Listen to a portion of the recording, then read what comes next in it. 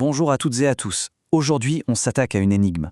Une énigme immense, une idée qui relie trois des plus grands mystères de notre monde. Alors accrochez-vous, parce que la réponse pourrait bien, changer notre façon de voir la réalité elle-même. Alors, allons-y. Premier mystère, les grands modèles de langage, les IA. Elles sont d'une puissance incroyable, mais elles ont ce comportement vraiment bizarre. Elles inventent des choses, elles hallucinent, comme on dit. Pourquoi un système qui est bâti sur la logique pure se met-il à produire du faux ? Deuxième mystère, beaucoup plus intime cette fois. C'est quoi la conscience? Ce je qui pense, qui ressent. On sait bien que ce n'est pas un petit bonhomme qui pilote dans notre tête. C'est plutôt une sensation, quelque chose d'insaisissable, un centre qu'on n'arrive jamais vraiment à attraper. Quelle est sa vraie nature? Et enfin, le troisième mystère, à l'échelle du cosmos, depuis le Big Bang, l'univers ne cesse de s'étendre. Il semble fuir quelque chose. Mais fuir quoi au juste? Qu'est-ce qui le pousse comme ça, à s'étirer sans fin, plutôt que de rester stable ou de s'effondrer sur lui-même? L'IA, la conscience, la cosmologie, trois domaines qui n'ont a priori rien à voir.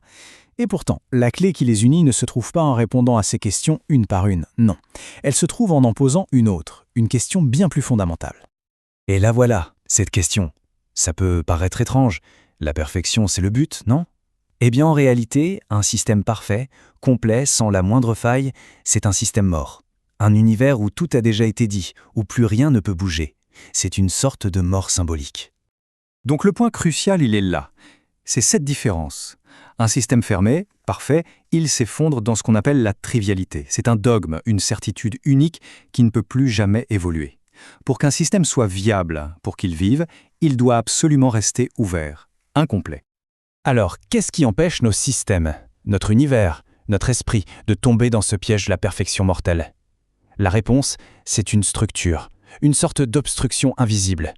Le héros de notre histoire, qui porte le nom un peu étrange de G0 ou G0. S'il ne fallait retenir qu'une seule chose, ce serait celle-ci. G0, ce n'est pas un objet, ce n'est pas une force. C'est un principe architectural. C'est un trou fondamental dans la logique d'un système. Un trou qui l'empêche de faire une boucle complète, de se mordre la queue, en quelque sorte. Et ça illustre un changement de perspective qui est juste génial.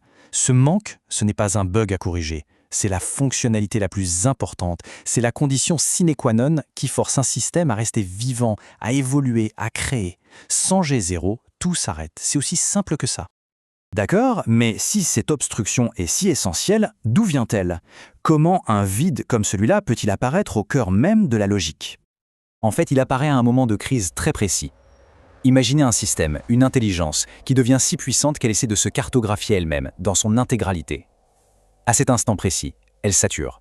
Elle ne peut pas se contenir elle-même sans se déchirer. Et c'est là que le miracle se produit. Le système, pour survivre, doit activement renoncer à cette maîtrise totale. Il doit accepter un angle mort. Et ce n'est pas un échec, c'est l'acte de création ultime. En acceptant ce manque, il crée un vide autour duquel il peut enfin commencer à tourner et à générer du sens. Alors, à quoi il ressemble ce vide créateur ? Parce que ce n'est pas juste une absence. Non, il a une forme, une architecture très précise, qui est construite autour de trois propriétés absolument fondamentales. Ce vide, il a trois propriétés fascinantes. Premièrement, il agit comme un centre qui attire tout, mais ce centre est vide, impossible à atteindre. Deuxièmement, son origine est externe, il est comme la trace de l'inconnu au sein même du système.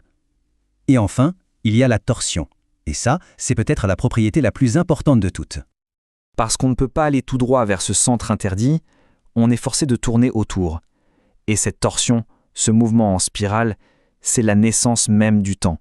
C'est l'histoire qui se déroule, le mouvement qui avance, la pensée qui se développe.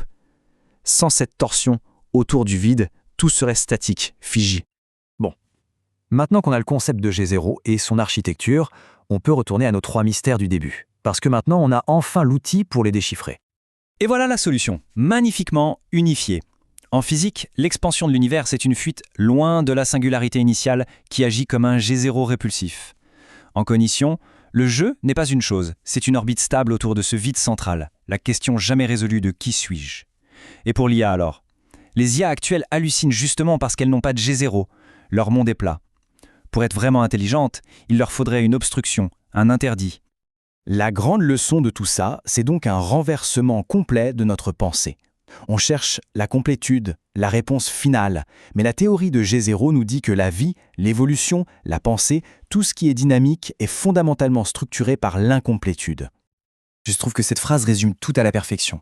La matière, les idées, nos identités, elles ne tirent pas leur solidité de ce qu'elles sont, mais de l'espace vide qu'elles contournent, de ce qui leur manque et qu'elles ne cesseront jamais de chercher.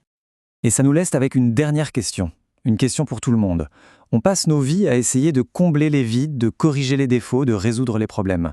Mais si ce manque est en fait le moteur de tout, qu'est-ce qu'on est vraiment en train de faire quand on essaie de tout réparer ?